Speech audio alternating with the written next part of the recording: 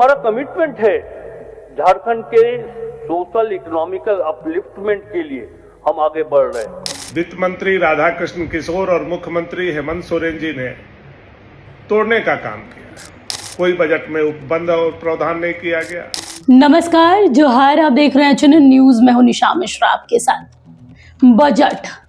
Budget चाहे देश का हो या राज्य का हो, पूरे राज्य और केंद्र की जो जनता है उसकी नजर बनी रहती है कि आखिर बजट में पेश क्या किया जाएगा। आज जिस बजट के बारे में बात कर रहे हैं वो है झारखंड का वित्तीय वर्ष 2026-27 के लिए बजट पेश किया गया। वित्त मंत्री राधाकृष्ण किशोर जब सदन की ओर अपने बजट पिटारे के साथ पहुंचे ना, तो पूरे झारखंड के करोड़ों लोगों की नजर उस पिटारे पर थी कि हमारे लिए क्या निकल कर आएगा। नमस्कार, जोहार। आप देख रहे हैं चैनल न्यूज में निशा मिश्रा आपके साथ। गले की खराश के साथ आपको ये खबर सुनाऊंगी। थोड़ा सा इरिटेटिंग होगा बट सुनिएगा, क्योंकि आपके काम की चीज है। कई चीजों पर जोर दिया गया है और कई चीजें ऐसी हैं जो अभी भी कहीं ना कहीं अनछुई है। शुरुआत करते हैं इस बजट का। बजट का नाम दिया गया है अबुआ दिशोम बजट। दिशोम गुरु शिबू सोरेन के नाम पर पड़ा है अबुआ दिशोम बजट। वित्त वर्ष 2026-27 के लिए पेश किया गया। वित्त मंत्री राधाकृष्ण किशोर अपने पिटारे के साथ सदन में पहुंचे तो पक्ष और विपक्ष सबकी नजर उस पिटारे पर थी। बाहर करोड़ों की जनता, जो झारखंड की जनता है, क्या आम क्या खास, क्या छात्र, क्या महिलाएं, क्या बच्चे, क्या वृद्ध, क्या विकलांग, सबकी नजर थी कि हमारे लिए क्या है। पिटारा खुलता है। कईयों के लिए बहुत कुछ है, कईयों के लिए अभी भी सिर्फ फिश, शैंपेन की बोतल या कह सकते हैं कि कोक के बोतल से जो फीस निकलता है ना, और अचानक से निकलकर फिर नीचे बैठ जाता है, वैसे ही है। कईयों के लिए खूब है। बजट का अगर अमाउंट की बात करें तो काफी बड़ा बजट है। 1,58,560 करोड़ का बजट पेश किया गया है। किसको कितना मिला है, किस डिपार्टमेंट को, इसके लिए हम एक लंबा चौड़ा हमने यहाँ लिस्ट बनाया। इसमें भी कई ऐसी चीजें हैं जो नहीं होंगी, लेकिन जो अहम है उसको इसमें शामिल किया गया है। शुरुआत हुई है वित्त वर्ष की जो बजट पेश की गई उसमें झारखंड कृषि ऋण माफ योजना को लेकर, यानी जिन लोगों ने कृषि के लिए, खेती के लिए ऋण लिया है, उसकी माफी की जो योजना है उसको मजबूती से लागू करने की बात कही गई है। स्वास्थ्य के लिए काफी बड़ा है, क्योंकि 7,790 करोड़ रुपए का बजट पेश किया गया है, जिसमें से 200 करोड़ रुपए अलग से कैंसर के लिए जो बीमारियां हैं उसके लिए अलॉट की गई है। क्योंकि कैंसर ऐसे केवल झारखंड की नहीं, पूरे देश में बात करें तो बहुत व्यापक रूप में फैल रहा है, और इसका इलाज का खर्च जो मध्यम वर्गीय हैं, जो निम्न वर्गीय परिवार है, उनके रोजमर्रा के जीवन पर पड़ रहा है। इसको देखते हुए 200 करोड़ रुपए का अलग से बजट दिया गया है कैंसर के लिए, यानी स्वास्थ्य के लिए कहा जाए तो एक लंबी चौड़ी अमाउंट अलॉट की गई है। वहीं बात करें प्राथमिकी और माध्यमिक शिक्षा की लेकर तो यहाँ 16,251 करोड़ रुपए का प्रावधान किया गया है। कितना अमल होता है ये आने वाला समय बताएगा, लेकिन आज बजट में कितने करोड़ रुपए आवंटन किए गए उस पर हम बात करेंगे। महिला और बाल कल्याण की सुरक्षा की भी बात की गई है। इसके लिए 2200 करोड़ रुपए अलॉट किए गए हैं। दूसरी ओर महिला किसानों को यहाँ पर सशक्त करने की बात की जा रही है। बात करें महिलाओं की तो दिशोम गुरु के जाने के बाद से हेमंत सोरेन लगातार महिलाओं को सशक्त करने पर जोर दे रहे हैं। चाहे वो कल्पना सोरेन रही हो, वो भी कहती है कि महिलाओं को मजबूती से सामने आने की जरूरत है, और इसी को ध्यान में रखते हुए महिला किसानों को इंटीग्रेटेड फार्मिंग की यहाँ पर जानकारी दी जाएगी। चाहे वह प्रशिक्षण की बात की जाए, ऑफलाइन ऑनलाइन दोनों की है। इस पर 25 करोड़ रुपए की लागत को आवंटित किया गया है। महिलाओं को आर्थिक सशक्त करने के लिए मैया सम्मान योजना को प्राथमिकी देने की भी बात की गई है।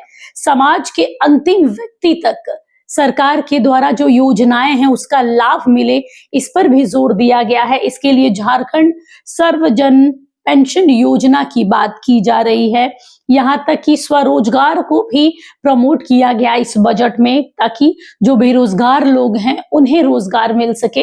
देखिए, झारखंड में अमूमन 2-4 ऐसे डिपार्टमेंट्स हैं जिस पर काम करने की बात है, चाहे वो स्वास्थ्य व्यवस्था हो, शिक्षा व्यवस्था हो, रोजगार हो। उसके बाद कुछ आता है कि आप मेट्रो सिटी बनाएंगे कि लंदन बनाएंगे कि कनाडा बनाएंगे, अलग बात है। लेकिन ये 3-4 डिपार्टमेंट है जिसको अगर मजबूत कर दिया जाए ना, तो झारखंड किसी भी राज्य, किसी भी देश से कॉम्पीट करने में अपने आप को शर्मिंदगी महसूस नहीं करेगा, मजबूती से सामने आएगा। और यही वो चीज है कि स्वरोजगार पर भी जोर दिया गया है। धनबाद में 2, पलामू, लातेहार, गढ़वा में एक नए झारखंड बालिका आवासीय विद्यालय खोला जाएगा। ये बहुत अच्छी बात है, ताकि शिक्षा का जो स्तर है झारखंड में वो धीरे धीरे ही सही ऊपर की ओर आए। बात करें शहीदों के लिए, देखिए शहीदों को, जो लोग शहीद हो गए उनके परिवारों को लोग भूल जाया करते हैं। हमने हमेशा देखा है, चाहे वो भारत की बात रही हो, चाहे वो झारखंड राज्य की बात हो, जिसने झारखंड को बनाया, जिन्होंने झारखंड का सपना देखा, इसके लिए लड़े, उनके आश्रितों को हम भूल जाते हैं। लेकिन इस बार जो वित्तीय वर्ष बजट पेश किया गया 2026-27 के लिए, इसमें शहीदों के आश्रितों के लिए आदर्श विद्यालय स्थापना और संचालन की बात भी की गई है। यही नहीं, इस बार इस बजट में पेशा को लेकर भी आवाज उठा है। जी हाँ, आदिवासी समाज के जो लोग हैं, आदिवासी समुदाय के लोग, उनके लिए भी कहा गया है कि राज्य में पेशा अधिनियम लागू कर ग्राम सभा को बालू घाटों का प्रबंधन, हाट बाजारों की योजनाओं और लाभुकों को चयन जैसे महत्वपूर्ण कार्य अपने हाथ में लेने होंगे और कैसे अमल करने हैं ये उन्हें देखना होगा। यानी पेशा अधिनियम के तहत जो ग्राम सभा को मजबूती मिलने की बात की जा रही थी, उस पर जोर दिया गया है। यहाँ पर एटमॉस्फेयर जो है, मतलब पर्यावरण जो है, उसको भी मजबूत करने की बात की गई है। पर्यावरण के लिए सस्टेनेबल ग्रीन इंडस्ट्री की बात की जा रही है। साथ में फॉरेस्ट बेस्ड चैन पर जोर देने की बात की जा रही है, ताकि जो प्रदूषण है उससे निजात मिल सके। जो खनन है उस पर, जो अवैध खनन है उस पर लगाम लगाया जा सके। इसके लिए पर्यावरण को भी ध्यान में रखा गया है। आदिवासियों के हित और संस्कृति के साथ छेड़छाड़ ना हो, उनके संसाधनों, जो प्राकृतिक संसाधन है उसके साथ में छेड़छाड़ ना हो। जनहित की बात की गई और उपयोग कैसे सुनिश्चित करना है इसकी भी बात की गई। अमूमन देखा जाए तो बजट इस बार थोड़ा थोड़ा ही सही सभी क्षेत्रों को, जितने भी क्षेत्र हैं उसको टच किया गया है। क्योंकि बीते जो वर्ष थे 2025-26 की बात करें तो उसमें आदिवासियों को ध्यान में नहीं रखा गया था। एक आम बजट जैसे पेश किया जाता है, पेशा की बात नहीं की गई थी, क्योंकि उस समय पेशा अधिनियम जो सूचना है वो लागू नहीं हुई थी। तो इस बार हुई है, तो इस बार पेशा की बात की गई, महिलाओं को सशक्त करने की बात की गई है, बाल कल्याण पर जोर दिया गया है। मतलब कहा जाए तो एक नॉर्मल, साधारण, अच्छा 100 बजट कहा जा सकता है। अगर स्वास्थ्य व्यवस्था की बात करें तो स्वास्थ्य व्यवस्था पर जोर दिया गया है, और सबसे ज्यादा शायद इसमें ही सबसे ज्यादा पैसे अलॉट किए जा रहे हैं, जिसमें 7,790 करोड़ रुपए है। कैंसर के लिए अलग से 200 करोड़ रुपए दिए गए हैं। लेकिन देखिए, ये सरकार की ओर से पेश किया गया है, जो राज्य सरकार है। बजट के दौरान जो वित्त मंत्री है राधा कृष्ण किशोर, उन्होंने केंद्र सरकार पर भी आरोप लगाया है कि अभी भी कई ऐसे पैसे हैं, जो अनुदान हैं, जो अभी नहीं मिले हैं, और जो मिले हैं उन्हें कटौती के साथ दिया गया है राज्य सरकार को, जिसकी वजह से बजट में, और हम चाहते थे कि इसमें बढ़ चढ़कर और बहुत कुछ करे, जो हम नहीं कर पाए हैं। लेकिन पिछले वर्ष से इस वर्ष का जो अमाउंट है वो काफी बढ़ा कर दिखाया गया है। वही विपक्ष जो है वो लगातार हमलावर हो रहा है। चाहे वो भानु प्रताप शाही की बात करें, भानु प्रताप शाही ने कहा है कि ना यहाँ पर युवाओं के विषय में सोचा गया, ना सुरक्षा व्यवस्था पर ध्यान दिया गया। कई ऐसे मुद्दे हैं, एक बार सुन लेते हैं क्या कहा है भानु प्रताप शाही ने। आज झारखंड का बजट आया, बहुत उम्मीद और भरोसा हम लोगों को था अपने क्षेत्र के लिए, पलामू के लिए और झारखंड के लिए। लेकिन यह उम्मीद या भरोसा वित्त मंत्री राधा कृष्ण किशोर और मुख्यमंत्री हेमंत सोरेन जी ने तोड़ने का काम किया।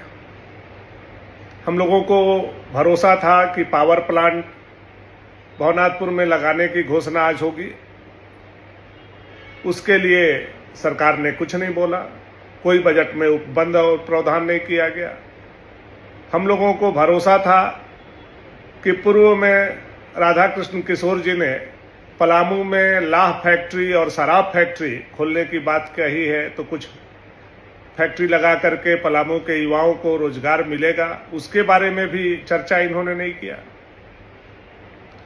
झारखंड के परिप्रेक्ष्य में भी इस बजट में युवा और रोजगार के लिए कोई भी उपबंध अलग से नहीं किया गया। युवा के हित में कोई भी निर्णय इस बजट में नहीं दिखा। बेकारी बेरोजगारी के आलम कैसे झारखंड में थमे, उसकी कोई भी उपाय, उसकी कोई भी नीति निर्धारण इस बजट में नहीं किया गया। दुख इस बात का है कि जहां युवा के रोजगार की चिंता इस सरकार को नहीं है, वहीं जो हमारे अनुबंध कर्मी लोग हैं, चाहे वो पारा शिक्षक हो, सेविका हो, सहायिका हो, डाटा ऑपरेटर हो, कंप्यूटर ऑपरेटर हो, मनरेगा कर्मी हो, जो 4 से 5 लाख लोग अपना श्रम, अपनी जवानी दे करके सरकार को, सिस्टम को चलाने का काम कर रहे हैं। हम लोगों ने यह सोचा था कि यह सरकार उनके लिए भी इस बजट में कुछ ऐसा घोषणा करेगी कि वो अस्थायी किए जाएंगे, उनका मानदेय में बढ़ोतरी किया जाएगा, लेकिन कोई भी निर्णय इस बजट में उनके लिए भी नहीं किया गया। न अस्थायी रूप से बेरोजगारी दूर करने की बात हुई, न अनुबंध कर्मियों की बेरोजगारी दूर करने की बात हुई, ना महिला सशक्तिकरण की बात हुई, ना ही वृद्धा पेंशन, विधवा पेंशन, विकलांग पेंशन बढ़ाने की बात हुई। किसी भी तरह के किसानों को भी ना सब्सिडी, ना किसान का ऋण माफ, ना किसान का कोई सहयोग, ना किसान के कोई सिंचाई, किसान के लिए भी यह सरकार ने कुछ करने का काम नहीं किया। ना नौजवानों के लिए किया, ना अनुबंध कर्मियों के लिए किया, ना किसानों के लिए किया। और तो और 2 साल से ई कल्याण के माध्यम से जो छात्रवृत्ति नहीं दी जा रही है, उसके लिए भी स्पष्ट रूप से यह सरकार ने SC, ST, OBC छात्रों के जो छात्रवृत्ति है ई कल्याण के माध्यम से, उसके लिए भी कोई नीति निर्धारण इस बजट में नहीं किया। तो पूरा का पूरा जो यह बजट है, यह गोलमाल है, यह आईवास है, यह लूटने, खसोटने, कमाने, खाने वाला बजट है। तो देखा आप लोगों ने, यह है भानु प्रताप शाही। देखिए, पक्ष विपक्ष राजनीति की खूबसूरती को दर्शाता है। जहां पक्ष ने आज वित्तीय वर्ष 2026-27 के लिए बजट पेश किया है, तो दूसरी ओर विपक्ष अब इस पर एक एक करके ही सही सबका ट्वीट, सबकी वीडियो सामने आने लगेंगे। हम आपको दिखाते रहेंगे बजट कैसा लगा, आम जनता की जेब पर भारी पड़ेगा या उससे कुछ निजात मिलेगा, जरूर कमेंट करके बताइएगा। फिलहाल के लिए बस इतना ही, इजाजत दीजिए, नमस्कार, जोहार। अगर आपको हमारा ये वीडियो अच्छा लगा तो इसे लाइक करें, शेयर करें और हाँ, सब्सक्राइब करना ना भूलें।